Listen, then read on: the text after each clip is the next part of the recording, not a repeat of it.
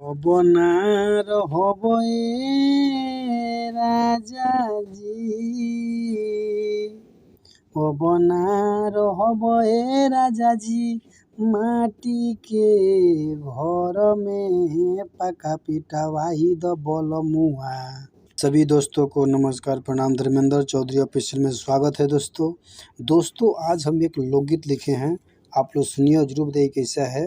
एक पत्नी अपने पति को चिट्ठी में लिख रही है और फोन करके कह रही है क्या, असरे में बीतल जाता, असरे में बीतल जाता, अरे असो के फगुनावा, कहिया ले अइब बलमुआ, अरे कहिया ले अइब बलमुआ, गौना के सगुनावा, कहिया ले अइब बलमुआ, गौना के सगुनावा, कहिया ले अइब बलमुआ।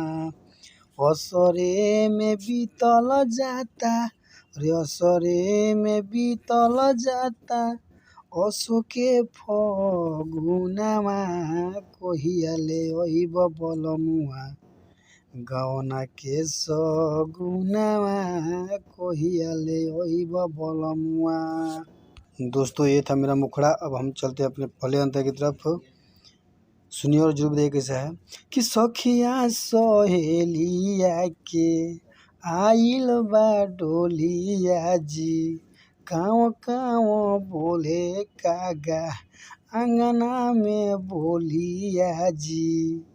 ये राजा जी, सखिया सहेलिया के आइल बा डोलिया जी, काँव काँव बोले कागा अंगना में बोलिया जी। दौड़ी दौड़ी झाँकी दुअरिया, दौड़ी दौड़ी झाँकी दुअरिया, बाजे झुनो झुनुआ, कहिया ले अइब बलमुआ, कहिया ले अइब बलमुआ, गौना के सगुनावा, कहिया ले अइब बलमुआ, गौना के सगुनावा, कहिया ले अइब बलमुआ। दोस्तों ये मेरा पहला अंतरा था। अब हम चलते हैं अपने दूसरे अंतरे की तरफ। आप लोग सुनिए और कमेंट लाइक शेयर जरूर कीजिए। चलिए दोस्तों हम चलते हैं मुखड़े अंतरे की तरफ। वरसो भइल अखिया बावे पिराइल, सोची सोची गिरे लोरावा बानी भूखाइल। वरसो भइल अखिया बावे पिराइल, सोची सोची गिरे लोरावा बानी भूखाइल। धर्मेंद्र जाले के डोली रगुनावा, कहिया ले अइब बलमुआ, गौना के सगुनावा, कहिया ले अइब बलमुआ, गौना के सगुनावा, कहिया ले अइब बलमुआ।